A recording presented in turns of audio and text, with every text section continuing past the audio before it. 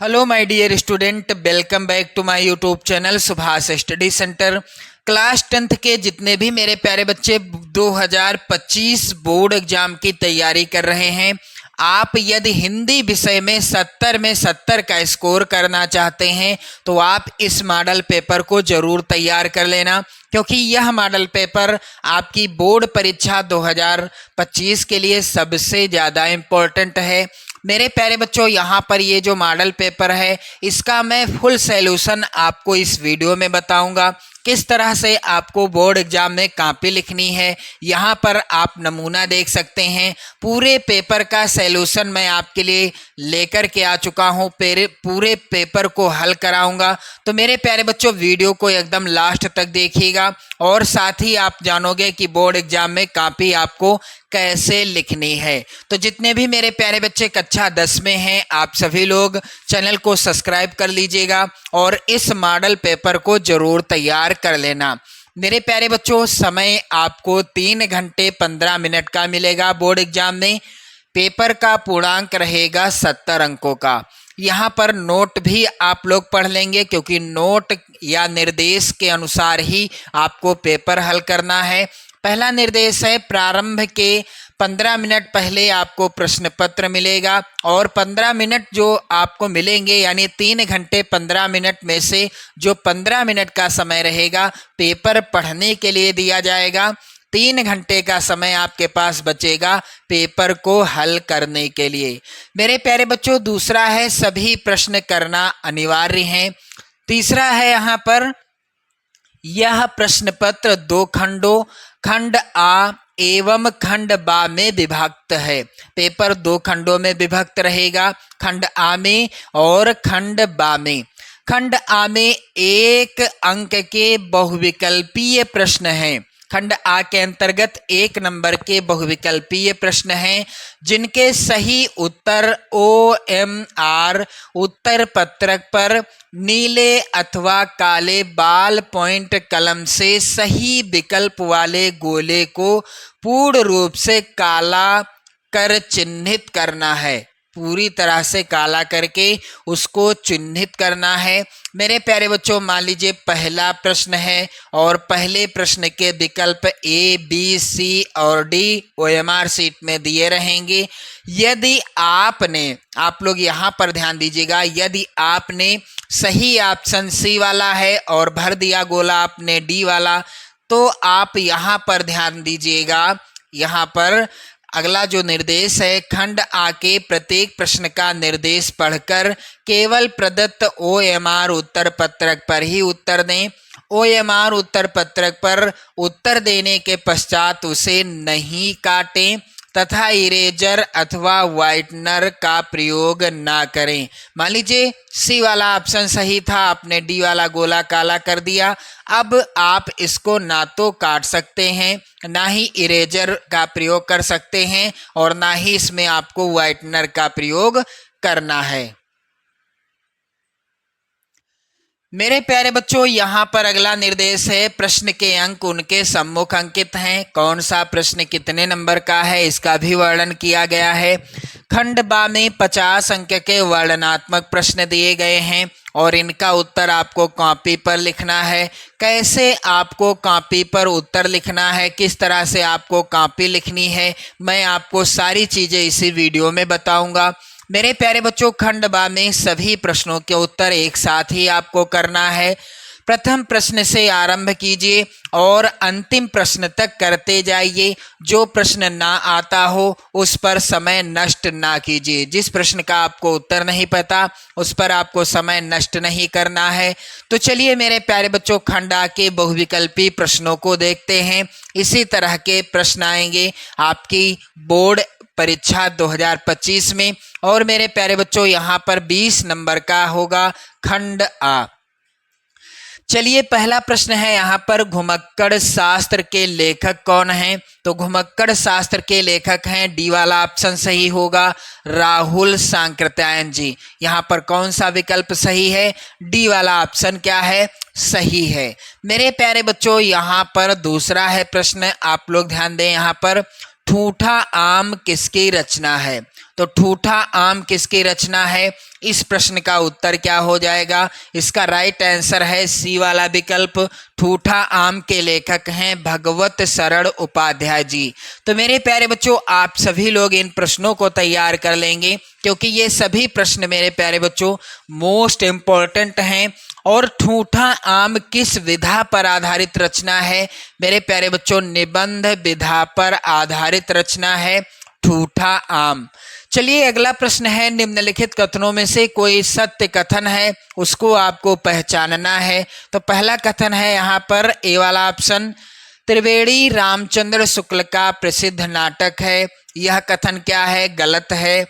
दूसरा है डॉक्टर राम कुमार वर्मा ख्याति प्राप्त कहानीकार हैं। यह कथन भी क्या है मेरे प्यारे बच्चों? यह भी क्या है? गलत है। और चौथा कथन यहाँ पर आप लोग ध्यान दें, अर्धनारीश्वर के लेखक जयशंकर प्रसाद जी हैं। यह कथन भी गलत है। तो सही यहाँ पर हो जाएगा सी वाला ऑप्शन, अशोक के फूल हजारी प्रसाद द्विवेदी का निबंध संग्रह है। यही कथन क्या होगा? सही होगा। चलिए अगला प्रश्न है मेरे प्यारे बच्चों, पानी में चंदा और चांद पर आदमी, यह जो है रचना किसकी है? मेरे प्यारे बच्चों विकल्प यहाँ पर आप लोग ध्यान दें। पहला विकल्प है यहाँ पर धर्मवीर भारती, दूसरा है जयप्रकाश भारती। तो सही ऑप्शन कौन सा है? जयप्रकाश भारती। पानी में चंदा और चांद पर आदमी। अगला प्रश्न है, हिंदी की प्रथम कहानी कौन सी है? तो यहाँ पर ऑप्शन सही हो जाएगा यहाँ पर सी वाला। कौन सी हिंदी की प्रथम कहानी है? इंदुमती। और इंदुमती कहानी के लेखक कौन हैं?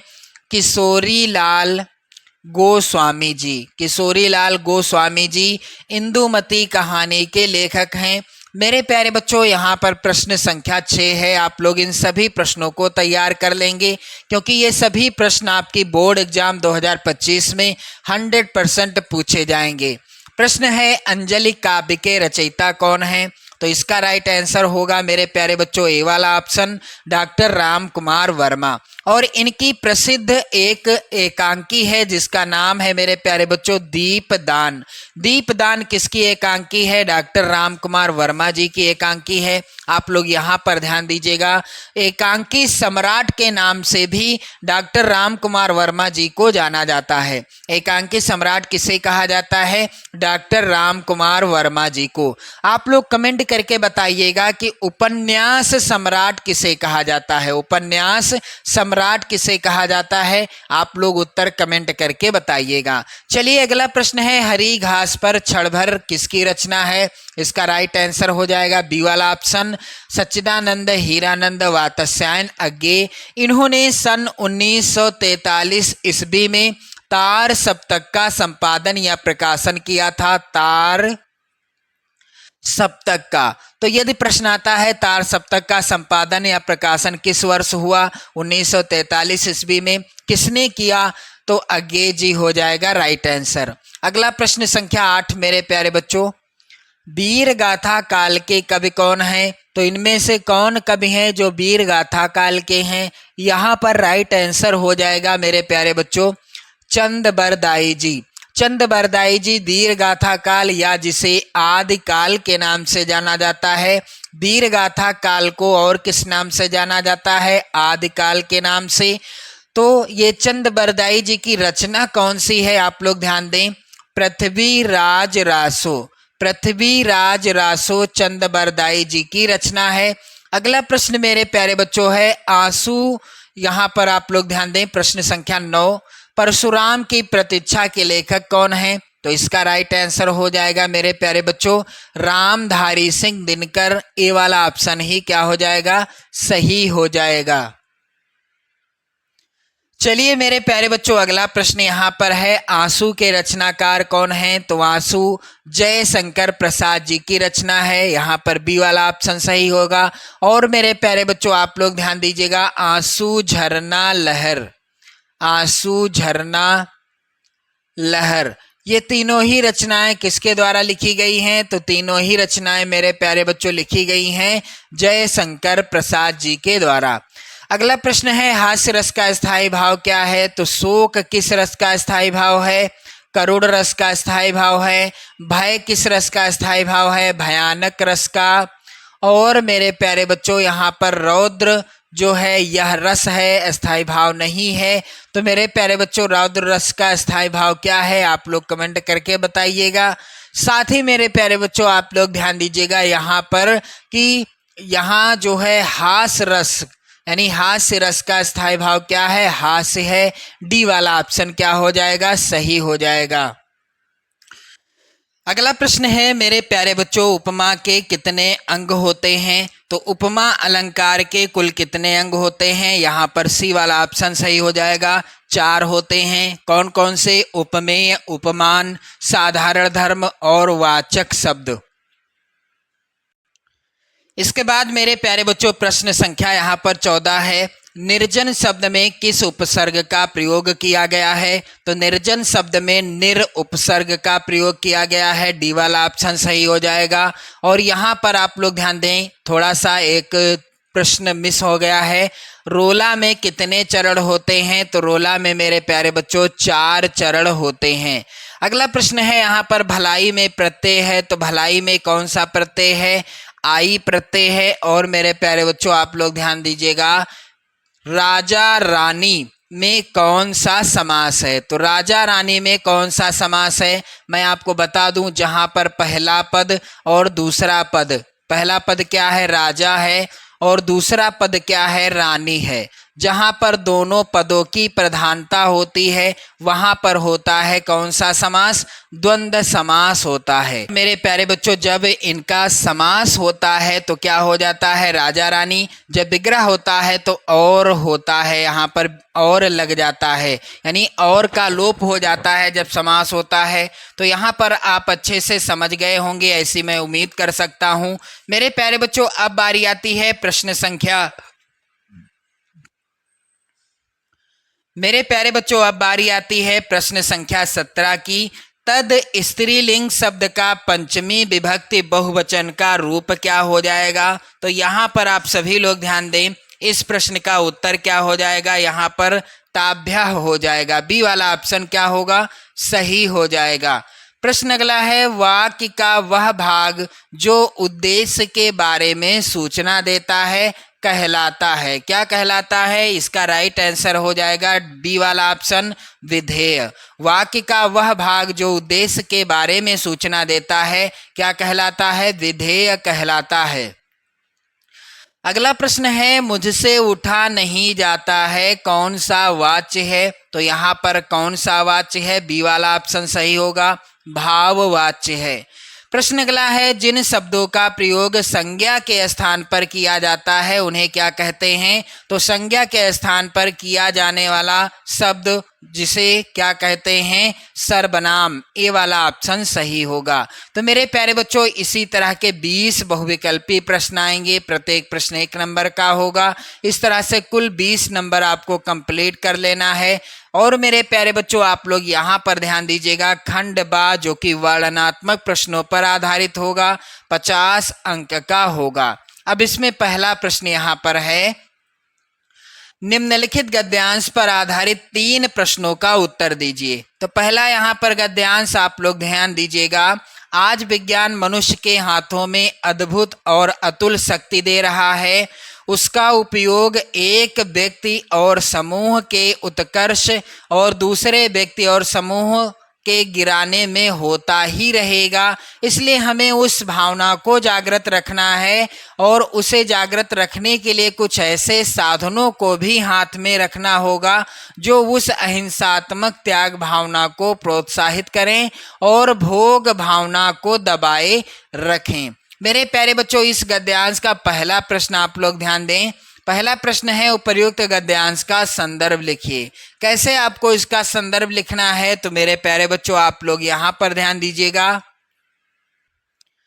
सबसे पहले मेरे प्यारे बच्चों आप क्या करेंगे, प्रश्नोत्तर संख्या यहाँ पर हेडिंग डाल देंगे और सबसे ऊपर आप काले पेन से हेडिंग डाल दीजिएगा। मेरे प्यारे बच्चों कौन सी? काले पेन से आप हेडिंग यहाँ पर डाल दीजिएगा, वर्णनात्मक प्रश्न। वर्णनात्मक प्रश्न कॉपी के बिल्कुल सेंटर में खंड यहाँ पर डाल दीजिएगा, खंड बा। वर्णनात्मक प्रश्न। इस तरह से आप हेडिंग डालिएगा। फिर प्रश्नोत्तर संख्या। चलिए पहले का गद्यांश का कैसे लिखा जाएगा। यहाँ पर पहला प्रश्न है, संदर्भ लिखना है, कैसे लिखा जाएगा। तो सबसे पहले गद्यांश के शुरुआत के और अंतिम के शब्दों को काले पेन से लिख लेना। फिर संदर्भ हेडिंग डाल देना। क्या हो जाएगा संदर्भ? प्रस्तुत गद्यांश हमारी पाठ्य पुस्तक हिंदी आप काले पेन से लिखिएगा। के गद्य खंड भी आप काले पेन से लिखिएगा।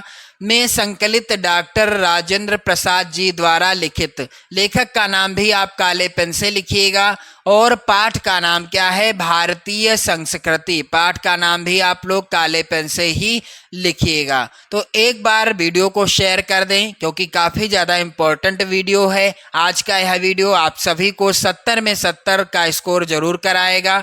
मेरे प्यारे बच्चों, यहाँ पर गद्यांश का दूसरा प्रश्न है कि गद्यांश के रेखांकित अंश की व्याख्या कीजिए। तो जो रेखांकित अंश है उसी की व्याख्या करनी है।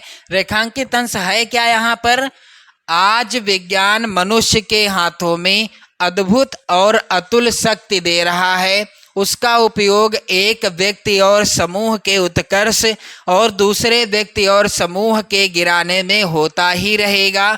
व्यक्ति और समूह, इसलिए हमें उस भावना को जागृत रखना है और उसे जागृत रखने के लिए कुछ ऐसे साधनों को भी हाथ में रखना होगा जो उस अहिंसात्मक त्याग भावना को प्रोत्साहित करें और क्या करें, और भोग भावना को दबाए रखें। तो चलिए इसकी जो है व्याख्या क्या हो जाएगी। रेखांकित अंश की व्याख्या इस तरह से आप हेडिंग डाल दीजिएगा काले पेन से। मेरे प्यारे बच्चों, रेखांकित अंश की व्याख्या क्या होगी कि आज का युग विज्ञान का युग है।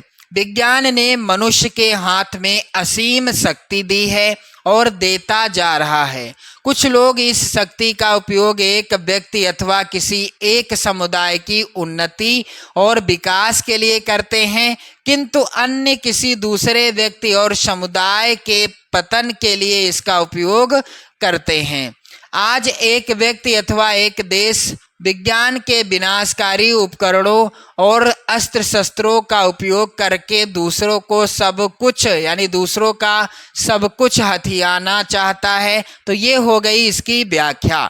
अब अगला प्रश्न है, आज का विज्ञान मनुष्य को क्या दे रहा है। तो मेरे प्यारे बच्चों, आज विज्ञान मनुष्य के हाथों में अद्भुत और अतुल शक्ति दे रहा है। इसका यही उत्तर हो जाएगा। कैसे लिखना है आपको, यहाँ पर आप लोग ध्यान दें। आज विज्ञान मनुष्य को अद्भुत और अतुल शक्ति दे रहा है। चलिए यहाँ पर अथवा में भी गद्यांश है, इसको भी मैं सॉल्व करके बता दूं आप सभी को। मेरे प्यारे बच्चों, यहाँ पर अथवा में गद्यांश क्या है?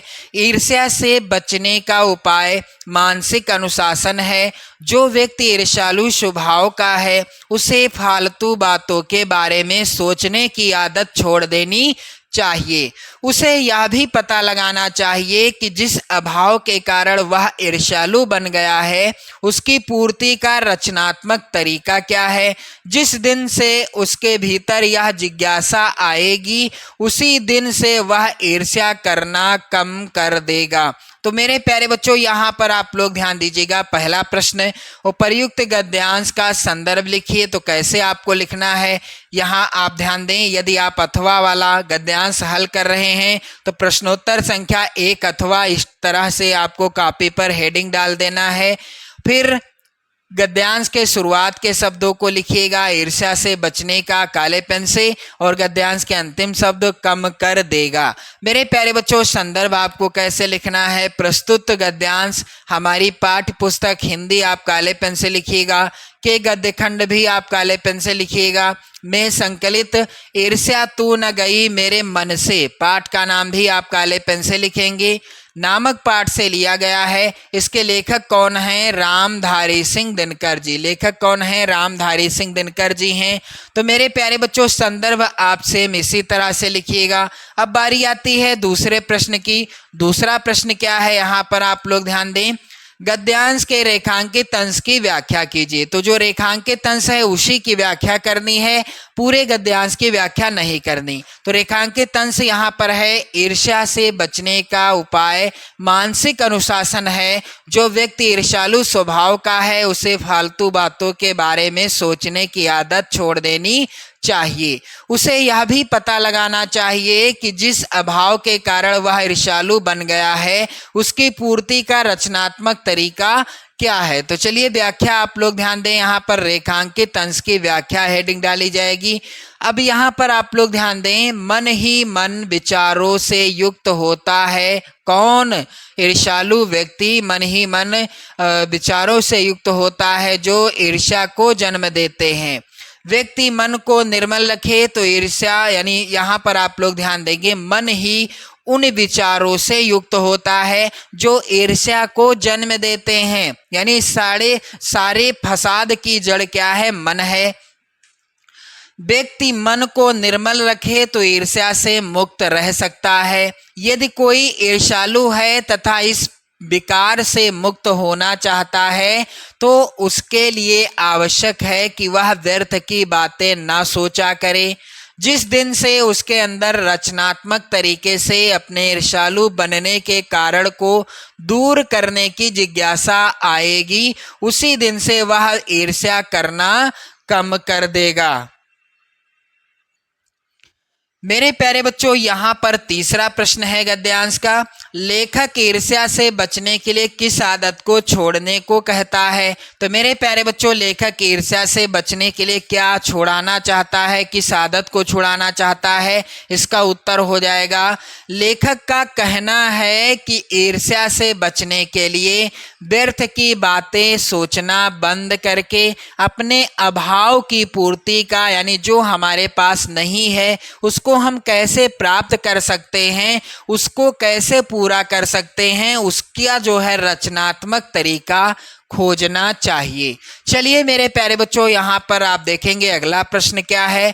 कह रहा है कि यहाँ पर प्रश्न संख्या 2, निम्नलिखित में से किसी एक पद्यांश पर आधारित सभी प्रश्नों का उत्तर दीजिए। 6 नंबर का गद्यांश पूछा जाएगा और 6 नंबर का ही पद्यांश पूछा जाएगा। चलिए पहला यहाँ पर पद्यांश है, ऊधव मोहि ब्रज बिसरत नाही, वृंदावन गोकुल बन उपवन सघन कुंज की छाही। मेरे प्यारे बच्चों, आप लोग यहाँ पर ध्यान दीजिएगा। इसके बाद अगला यहाँ पर यानी आगे की लाइन है, प्रात समय माता जसुमती और नंद देख सुख पावत, माखन रोटी दह्यो सजायो अति हित साथ खवावत, गोपी ग्वाल बाल संग खेलत सब दिन हसत सिरात, सूरदास धन धन ब्रजवासी जिन सो हित जदुतात। पहला यहाँ पर प्रश्न है मेरे प्यारे बच्चों, उपर्युक्त पद्यांश का संदर्भ लिखिए। तो कैसे आपको संदर्भ लिखना है, यहाँ पर आप लोग ध्यान दीजिएगा। प्रश्नोत्तर संख्या 2 आप हेडिंग डाल देंगे काले पेन से, फिर पद्यांश के शुरुआत के शब्दों को काले पेन से लिखेंगे और अंतिम के शब्दों को काले पेन से लिखेंगे। इस तरह से डॉट डॉट कर दीजिएगा। फिर संदर्भ आप हेडिंग डाल देंगे। संदर्भ क्या होगा, प्रस्तुत पद्यांश सूरदास जी का नाम काले पेन से लिखिएगा, द्वारा रचित शूर सागर नामक ग्रंथ से हमारी पाठ्य पुस्तक हिंदी के काव्यखंड में संकलित पद शीर्षक से उद्धृत है। तो यहाँ पर आप लोग ध्यान दें, सूर सागर भी आप काले पेन से लिखिएगा और हिंदी भी काले पेन से लिखिएगा, पाठ्य यहाँ पर काव्यखंड भी आप काले पेन से लिखेंगे और पाठ का नाम भी आप काले पेन से लिखेंगे। तो इसी तरह से आपको संदर्भ लिखना है। मेरे प्यारे बच्चों, यहाँ पर आप देखेंगे अगला यहाँ पर है प्रश्न रेखांकित अंश की व्याख्या कीजिए, या यहाँ पर आप देखेंगे पूरे पद्यांश की व्याख्या, क्योंकि मैं आपको बताऊंगा पूरे पद्यांश की व्याख्या।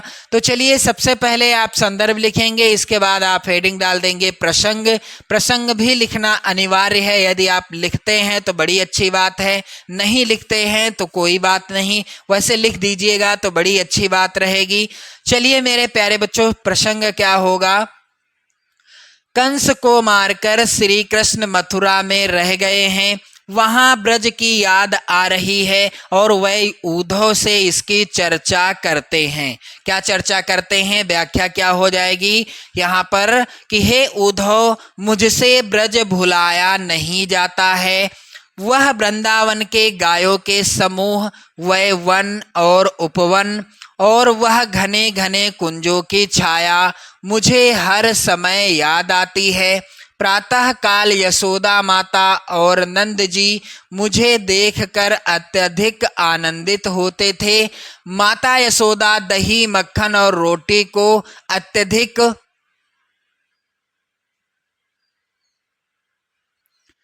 प्रेम के साथ मुझे खिलाती थी।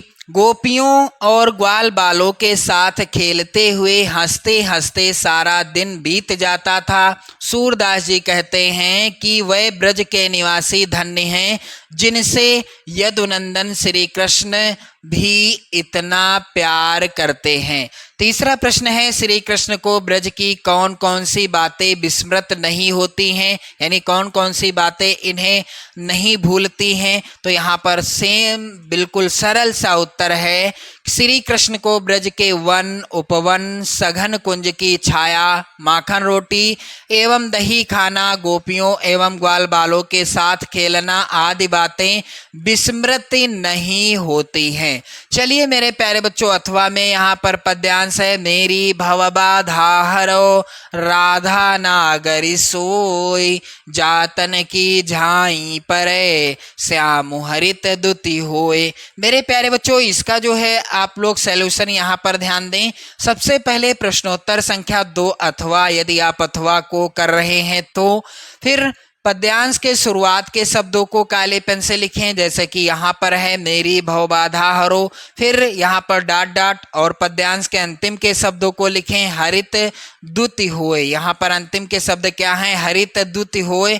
और मेरे प्यारे बच्चों यहाँ पर आप लोग ध्यान दीजिएगा, इसके बाद क्या कहेंगे लोग कि शीर्षक दोहों से लिया गया है, यानी कहाँ से प्रस्तुत।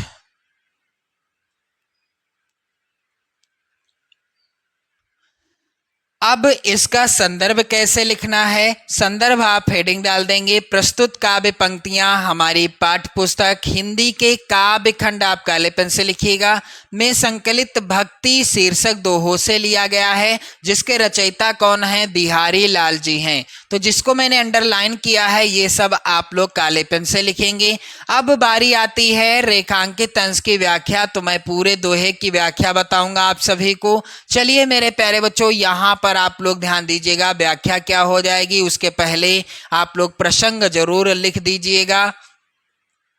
प्रस्तुत दोहे में बिहारी ने सतसई की निर्विघ्न समाप्ति के लिए राधिका जी की स्थिति यानी स्तुति की है। यहाँ पर थोड़ा सा मिसप्रिंट है, स्तुति यानी वंदना की है।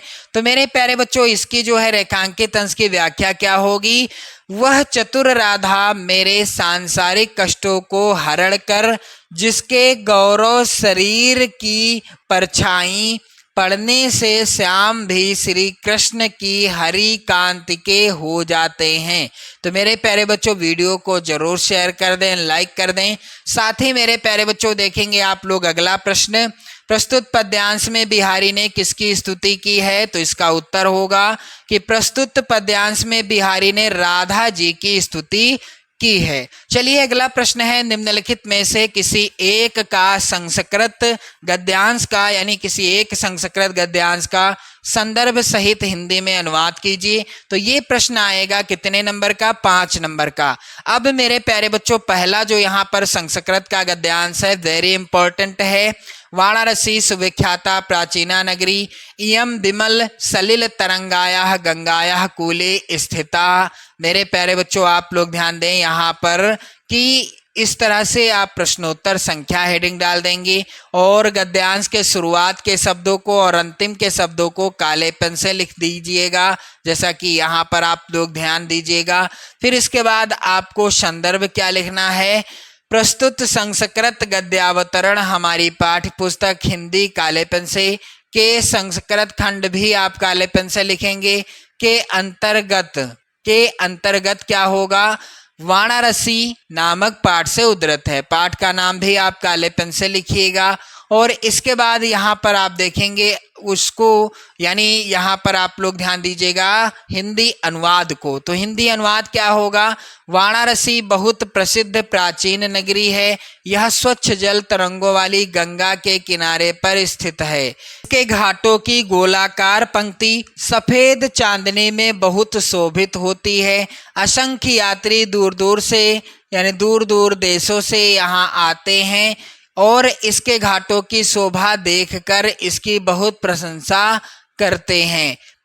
मेरे प्यारे बच्चों, अथवा में भी यहाँ पर जो गद्यांश है मोस्ट इम्पॉर्टेंट है आपकी बोर्ड एग्जाम 2025 के लिए।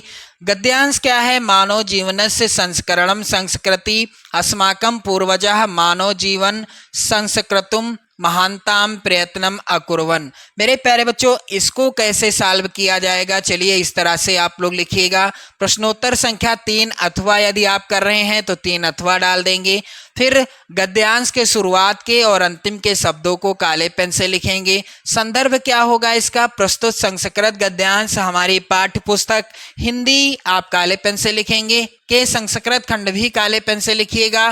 के अंतर्गत भारतीय संस्कृति पाठ का नाम भी आप काले पेन से लिख दीजिएगा। नामक पाठ से उद्धृत है। अब इसका हिंदी अनुवाद क्या होगा मेरे प्यारे बच्चों? मानव जीवन का संस्कार करना ही क्या है? संस्कृति कहलाता है। हमारे पूर्वजों ने मानव जीवन का संस्कार करने के लिए बहुत प्रयत्न किया था। उन्होंने हमारे जीवन के संस्कार के लिए जिन आचारों विचारों का प्रदर्शन किया वही सब हमारी क्या है? संस्कृति है। मेरे प्यारे बच्चों, अब यहाँ पर आप लोग ध्यान दें। प्रश्न अगला है, प्रश्न संख्या 4 कह रहा है कि दिए गए संस्कृत पद्यांश में से किसी एक का संदर्भ सहित हिंदी में अनुवाद कीजिए। 5 नंबर का प्रश्न आएगा और यहाँ पर जो पहला संस्कृत का पद्यांश है वेरी इंपॉर्टेंट पद्यांश है आपकी बोर्ड परीक्षा के लिए।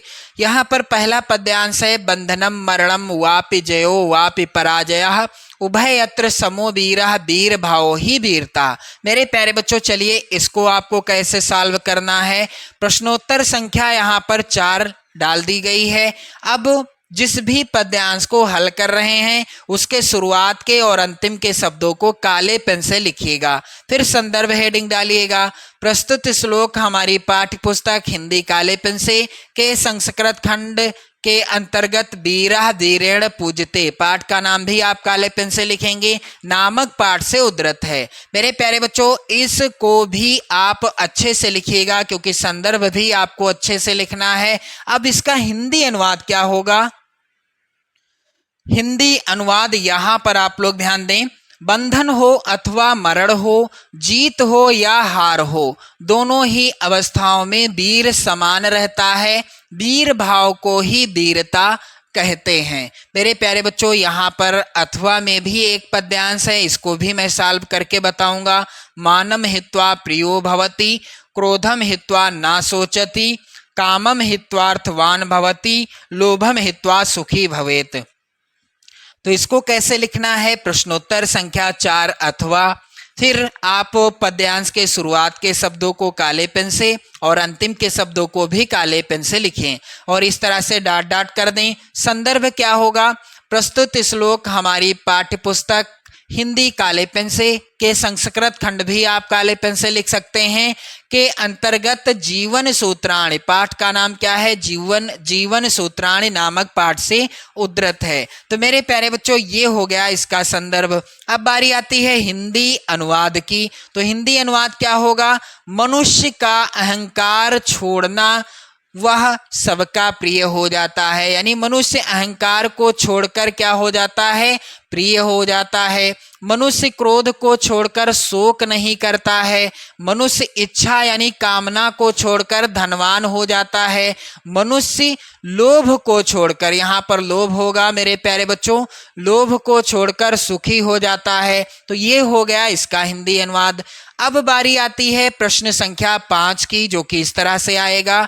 अपने पठित खंड काव्य के आधार पर निम्नलिखित प्रश्नों में से किसी एक का उत्तर दीजिए। तो जो खंड खंड काव्य आपके जिले के लिए निर्धारित है उसमें से किसी एक प्रश्न का उत्तर देना होगा। 3 नंबर आपको मिलेंगे और प्रत्येक खंड काव्य से प्रश्न कितने आएंगे? 2-2 प्रश्न आएंगे। यहां पर आप देख सकते हैं प्रत्येक खंड काव्य से 2-2 प्रश्न पूछे गए हैं। जो भी खंड काव्य आपके जिले के लिए निर्धारित है आप उसी खंड काव्य के किसी एक प्रश्न का उत्तर लिखिएगा। 3 नंबर पक्के हो जाएंगे। मेरे प्यारे बच्चों, अगला प्रश्न है 6 का के अंतर्गत। आप लोग वीडियो को जरूर शेयर कर देना क्योंकि मैंने काफी ज्यादा मेहनत की है आप सभी के लिए। बस आपको क्या मेहनत करना है, वीडियो को लाइक करना है, शेयर करना है और इसी तरह से बोर्ड एग्जाम की कॉपी लिखनी है। 70 में 70 का टारगेट आपको लेकर चलना है बोर्ड एग्जाम 2025 के लिए प्रत्येक विषय में। तो यहाँ पर प्रश्न है दिए गए लेखकों में से किसी एक लेखक का जीवन परिचय लिखते हुए उनकी प्रमुख रचना का उल्लेख कीजिए। 5 नंबर का प्रश्न आएगा। तो यहाँ पर मैं आपको बता देना चाहता हूँ कि जयशंकर प्रसाद, आचार्य रामचंद्र शुक्ल, भगवत शरण उपाध्याय, इन तीनों लेखकों का जीवन परिचय 2025 की बोर्ड परीक्षा में 100% पूछा जाएगा। आप लोग जरूर तैयार कर लेना और मैं आपको यहाँ पर बताऊंगा आचार्य रामचंद्र शुक्ल जी का जीवन परिचय। यहाँ पर आप देख पा रहे होंगे। तो चलिए कैसे आपको लिखना है। सबसे पहले प्रश्नोत्तर संख्या 6 का, फिर जिस नंबर पर है यहाँ पर दूसरे नंबर पर है आचार्य रामचंद्र शुक्ल जी का जीवन परिचय। यहाँ आप पेपर में देख सकते हो दूसरे नंबर पर है। अब महत्वपूर्ण चीजें आप लिख लेंगे जैसे कि इस तरह से अंडरलाइन कर दीजिएगा आप लोग। जन्म कब हुआ? सन 1884 ईस्वी में। जन्म स्थान था अगोना जो कि बस्ती जिला के अंतर्गत है, उत्तर प्रदेश के अंतर्गत। पिता का नाम इनके चंद्रबली शुक्ल था। इनकी शिक्षा इंटर तक हुई और इनकी प्रमुख रचनाएं चिंतामणि, विचार वीथी, रस मीमांसा, त्रिवेणी आदि हैं। मृत्यु कब हो गई? 20 फरवरी 1941 ईस्वी में। अब इनका जीवन परिचय बिल्कुल आसान शब्दों में है। यहाँ पर आचार्य रामचंद्र शुक्ल का जन्म बस्ती जिले के अगोना नामक गांव में सन 1884 ईस्वी में हुआ था। इनके पिता का नाम पंडित चंद्रबली शुक्ल था। अब यहाँ पर बस्ती आप काले पेन से लिखेंगे, अगोना आप काले पेन से लिखेंगे और सन 1884 ईस्वी भी आप काले पेन से लिखिएगा। पिताजी का नाम पंडित चंद्रबली शुक्ल भी आप काले पेन से लिखेंगे।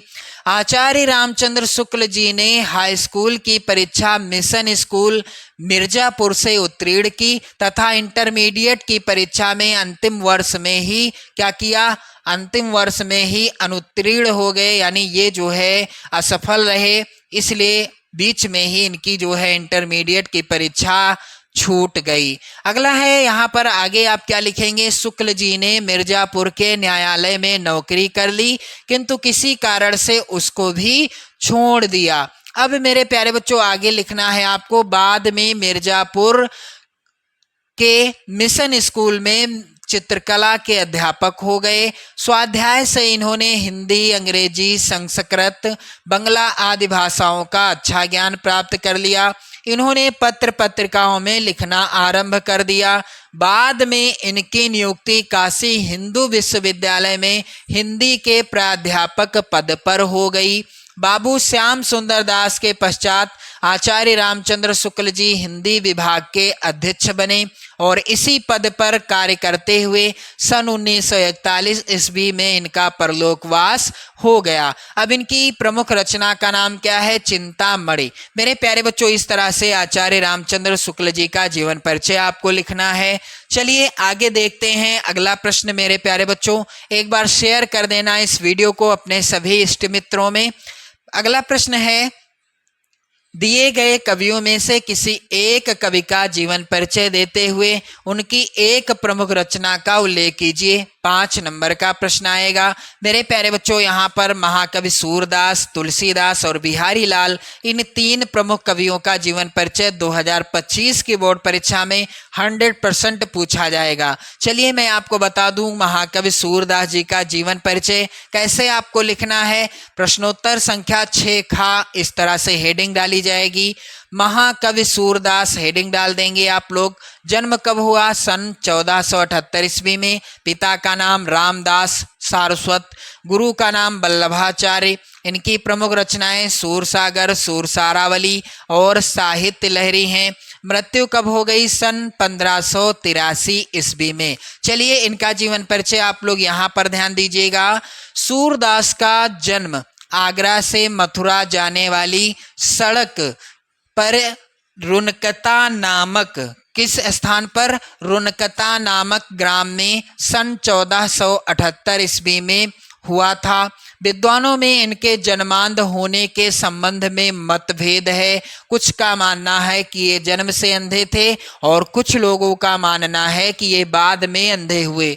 कुछ लोगों का विचार है कि सूर के काव्य में जैसा सजीव एवं स्वाभाविक चित्रण मिलता है वैसा किसी जन्मांध से कभी भी कदापि भी संभव नहीं हो सकता है।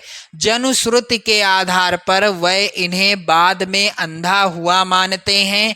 सूरदास सारस्वत ब्राह्मण परिवार में पैदा हुए थे। 18 वर्ष तक निकटवर्ती ग्राम में रहकर संगीत का अध्ययन किए। सत्संग के प्रभाव से उन्हें धर्म शास्त्रों का भी ज्ञान हो गया। बचपन से ही विरक्त हो यह गऊ घाट पर रहने लगे थे। वल्लभाचार्य को इन्होंने एक स्वरचित पद सुनाया, जिस पर प्रसन्न होकर उन्होंने इनसे कृष्ण लीला को छंदबद्ध करने का सुझाव दिया। ये वल्लभाचार्य के शिष्य बन गए और वहीं गोवर्धन पर्वत पर बने श्रीनाथ जी के मंदिर में कीर्तन करने के लिए रख लिए गए। सूरदास जी अष्टछाप के सर्वश्रेष्ठ कवि हैं। इनकी मृत्यु पारसौली ग्राम में 1583 ईस्वी के आसपास हुई थी। मेरे प्यारे बच्चों, इनकी प्रमुख रचना का नाम क्या है? सूरसागर। चलिए मेरे प्यारे बच्चों, प्रश्न अगला है। अपनी पाठ्य पुस्तक में से कंठस्थ कोई एक श्लोक लिखिए जो प्रश्न पत्र में ना पूछा गया हो। वही आप श्लोक लिखेंगे जो पेपर में ना आया हो। 2 नंबर आपको मिलेंगे। तो यहाँ पर इस मॉडल पेपर में यह श्लोक नहीं पूछा गया है। प्रश्नोत्तर संख्या 7 आप लोग ध्यान दें। सर्वे भवन्तु सुखिनः, सर्वे सन्तु निरामयाः, सर्वे भद्राणि पश्यन्तु, माँ कश्चित् दुख भाग भवेत। प्रश्न अगला है यहाँ पर कि निम्नलिखित प्रश्नों में से किन्हीं 2 प्रश्नों का उत्तर संस्कृत में दीजिए। तो यहाँ पर मैं चारों प्रश्नों का उत्तर आपको बताऊंगा, क्योंकि चारों प्रश्न इंपॉर्टेंट हैं आपकी बोर्ड परीक्षा 2025 के लिए। मेरे प्यारे बच्चों, यहाँ पर पहला प्रश्न है कुत्र मरणम मंगलम भवति। इसका उत्तर होगा कि वाणारसस्य मरणम मंगलम भवति। दूसरा प्रश्न चंद्रशेखरः का आसीत्। तो इसका उत्तर होगा चंद्रशेखरः एकः प्रसिद्ध क्रांतिकारी देशभक्त चासीत्। तीसरा प्रश्न है यहाँ पर भूमि गुरुता किम अस्ति। तो इसका उत्तर होगा माता भूमि गुरुतरम अस्ति। चौथा प्रश्न है मेरे प्यारे बच्चों धीरः केन पूजते। इसका उत्तर है धीरः धीरेण पूजते। ये सभी प्रश्नों का उत्तर आप लोग तैयार कर लेंगे। वेरी इंपॉर्टेंट प्रश्न है। चलिए मेरे प्यारे बच्चों, अगला प्रश्न यहाँ पर है निम्नलिखित में से किसी एक विषय पर निबंध लिखिए। 7 नंबर का प्रश्न आएगा और मैं आपको बताऊंगा यहाँ पर छात्र जीवन में अनुशासन का महत्व। और भी यहाँ पर विषय हैं, आप लोग ध्यान दें। विज्ञान अभिशाप या वरदान, स्वदेश प्रेम या देश प्रेम, प्रदूषण की समस्या और समाधान, बेरोजगारी की समस्या और उसका समाधान। ये सभी विषयों पर निबंध आप लोग तैयार कर लें। वेरी इंपॉर्टेंट हैं, इससे बाहर कुछ नहीं आएगा 2025 की बोर्ड परीक्षा में। तो चलिए मेरे प्यारे बच्चों, पहला यहाँ पर जो विषय है छात्र जीवन में अनुशासन का महत्व, कैसे आपको लिखना है इस विषय पर निबंध। मेरे प्यारे बच्चों, यहाँ पर प्रश्नोत्तर संख्या 9 आपको हेडिंग डाल देना है, जैसा कि मैंने यहाँ पर लिखा है। फिर यहाँ पर आप ध्यान दीजिएगा, छात्र जीवन में अनुशासन का महत्व हेडिंग डाल देना है। इसके बाद आप लोग यहाँ पर ध्यान दीजिएगा, रूपरेखा आपको हेडिंग डाल देना है। इसके अंतर्गत प्रस्तावना, अनुशासन से तात्पर्य, अनुशासन का महत्व, विद्यालयों में अनुशासनहीनता और उसके कारण, तथा 5वीं हेडिंग हो जाएगी उपसंहार। मेरे प्यारे बच्चों, प्रस्तावना आपको हेडिंग, इसके अंतर्गत क्या लिखना है, विद्या का विनय से अत्यंत ही घनिष्ठ संबंध है। विद्या ददात विनयम के आधार पर विद्या से ही विनय का प्रादुर्भाव होता है। किंतु आज देश का दुर्भाग्य है कि विद्या मंदिरों में जहाँ विद्या विनयशीलता का साम्राज्य होना चाहिए, वहाँ घोर अनुशासनहीनता अपना दानवी दामन पसारे क्रूरता भरा अट्टहास कर रही है। चारों ओर उच्छृंखलता का ही बोलबाला है। न अध्यापकों में गुरु की महिमा है और न छात्रों का शील स्वभाव। ये हो गई प्रस्तावना मेरे प्यारे बच्चों। अब यहाँ पर आप लोग ध्यान दें, दूसरी हेडिंग है अनुशासन से तात्पर्य। तो अनुशासन से क्या तात्पर्य है आप लोग ध्यान दीजिएगा। अनुशासन शब्द शास धातु से बना है, जिसका तात्पर्य शासन अथवा नियंत्रित करना होता है। विश्व के सारे कार्यकलाप, चाहे वह जड़ से संबंध हो अथवा चेतन से, एक निश्चित समय से आबद्ध होते हैं। पृथ्वी, सूरज, चंद्रमा नियमानुसार नित्य एक निश्चित गति से चक्कर लगाते हैं। एक निश्चित अवधि पर ऋतुओं में परिवर्तन होता रहता है। यद्यपि प्रत्यक्ष रूप से इनका नियंत्रण करता दिखाई नहीं पड़ता, किंतु ब्रह्मांड का कण कण अनुशासन में आबद्ध है। चलिए मेरे प्यारे बच्चों, आगे आप यहाँ पर ध्यान दीजिएगा। इसके बाद क्या है, मनुष्य सामाजिक और वैज्ञानिक नियमों से नियंत्रित होता है। तो ऋतुएं काल से नियंत्रित हैं। यदि ये नियंत्रण टूट जाए तो विश्व में बर्बरता व्याप्त हो जाए और संसार प्रलय के कगार पर लड़खड़ाता हुआ दिखाई देने लगे। अनुशासन अथवा नियंत्रण से जीवन सुखी और शांत होता है। अनुशासन जीवन को गति प्रदान करता है, उसे सुरक्षित रखता है और जीवन के उद्देश्यों को सार्थक बनाता है। अनुशासन से मनुष्य में शक्ति और आत्मविश्वास की भावना का उदय होता है एवं उसका मनोबल ऊंचा होता है। मेरे प्यारे बच्चों, तीसरी हेडिंग है अनुशासन का महत्व। तो अनुशासन का महत्व, इसके अंतर्गत क्या लिखना है आपको। मानव जीवन में अनुशासन का बड़ा महत्व है। अनुशासन से तात्पर्य मुख्यतया आत्मानुशासन से ही है। नियंत्रण तो भय और दबाव से भी किया जा सकता है, किंतु उसका प्रभाव अस्थायी होता है। भय और दबाव समाप्त हो जाने के पश्चात पुनः कुछ उच्छृंखलता की पूर्व स्थिति आ जाती है, जो अपने लिए, समाज के लिए और सारे विश्व के लिए अत्यंत ही घातक होती है। वही अनुशासन अपने सच्चे अर्थ में सार्थक होगा जो स्वेच्छा से ग्रहण किया गया हो। जीवन के कार्य क्षेत्र में हमारे लिए अनेक कल्याणकारी नियम बनाए गए हैं, जिनका पालन करना हमारे कर्तव्य के अंदर आता है। उन नियमों का पालन बराबर कानून या डंडे के बल पर नहीं कराया जा सकता। व्यक्ति को स्वयं अपने को उन नियमों के अंतर्गत नियंत्रित करना होगा। यदि समाज के सभी नियम पूर्णतः नियंत्रित और अनुशासित हो जाएं, तो सर्वत्र सुख और शांति का साम्राज्य व्याप्त हो जाए तथा धरती पर स्वर्ग उतर आए। अनुशासन सभी सुखों की क्या है, जड़ है। वह कठोरता का ऐसा पाषाण खंड है जिसके नीचे आनंद का मधुर जल स्रोत छिपा हुआ है। मेरे प्यारे बच्चों, चौथी हेडिंग है विद्यालयों में अनुशासनहीनता।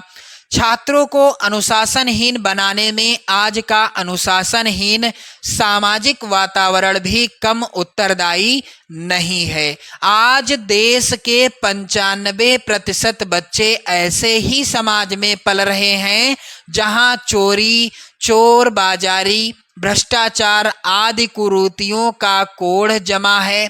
बच्चों पर प्रत्यक्ष और परोक्ष रूप में इसका प्रभाव पड़ता ही है। वह राजनीतिक गुटबंदी सीखता है, सिनेमा के अश्लील गाने गाता है और फैशन परस्ती में अपना सारा समय व्यतीत करता है। पढ़ाई लिखाई की ओर भला ऐसी स्थिति में ध्यान किस प्रकार जा सकता है। अब अगली हेडिंग है उपसंहार। इसके अंतर्गत क्या लिखना है आप सभी को, अतः विद्यालयों में व्याप्त इस घोर अनुशासनहीनता के निराकरण के लिए उपाय सोचना होगा।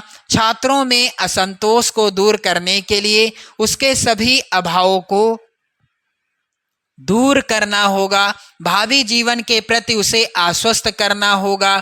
छात्र संघों के वास्तविक उद्देश्यों को समझना होगा। मेरे प्यारे बच्चों, ये हो गया निबंध। चलिए अगला प्रश्न और अंतिम प्रश्न क्या है, बिजली समस्या के निराकरण हेतु अपने जिले के बिजली विभाग को एक शिकायती पत्र लिखिए। 4 नंबर का प्रश्न है। अथवा आपकी बहन कस्बे से अपनी पढ़ाई पूरी करके आगे शिक्षा के लिए बड़े नगर में गई है। नगर के वातावरण में संभावित परेशानियों की चर्चा करते हुए उनसे बचने के तरीके उसे पत्र द्वारा समझाइए। तो चलिए मेरे प्यारे बच्चों, इसका भी उत्तर आप लोग कैसे लिखेंगे। प्रश्नोत्तर संख्या यहाँ पर 10, मैं आपको उत्तर बताऊंगा। यहाँ पर जो 10 का पहला प्रश्न है, बिजली समस्या के निराकरण हेतु प्रार्थना पत्र, इसका जो है उत्तर आप यहाँ पर देखेंगे। सेवा में बिजली विभाग मेरठ, कॉपी के इसी साइड में आपको लिखना है। फिर महोदय आप लिखेंगे। विषय यहाँ पर हेडिंग आपको डाल देना है बिजली की अनियमित आपूर्ति, विषय है। अब लिखना क्या है, उदाहरण के लिए, हम जैन नगर कॉलोनी के निवासी आपका ध्यान बिजली समस्या की ओर आकर्षित कराना चाहते हैं। पानी तथा अन्य कार्यों के लिए बिजली की सर्वाधिक आवश्यकता ग्रीष्म काल में ही होती है और हम सब अप्रैल के प्रारंभ से ही अनुभव कर रहे हैं कि भरपूर गर्मी प्रारंभ होने से पूर्व ही बिजली की आपूर्ति कम हो गई है। बिजली जीवन की मूलभूत आवश्यकता है।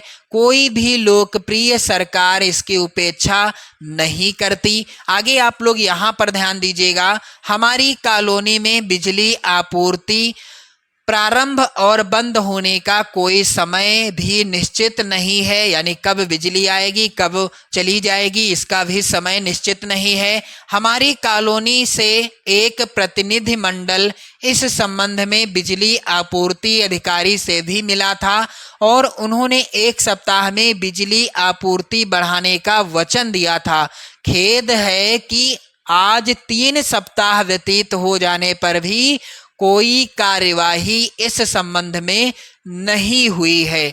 इस स्थिति में आपसे हमारा निवेदन है कि कृपया हमारी समस्या की ओर ध्यान दें और इसका शीघ्र समाधान कराएं। यदि बिजली आपूर्ति तुरंत बढ़ाना संभव नहीं हो तो कम से कम उसका समय तो निश्चित किया जा सकता है। शीघ्र कार्यवाही की आशा में हम हैं आपके जैन नगर निवासी। यहाँ पर 4 लोगों का नाम, फिर यहाँ पर दिनांक डाल देना है। तो मेरे प्यारे बच्चों, ये हो गया आपका पेपर का फुल सॉल्यूशन।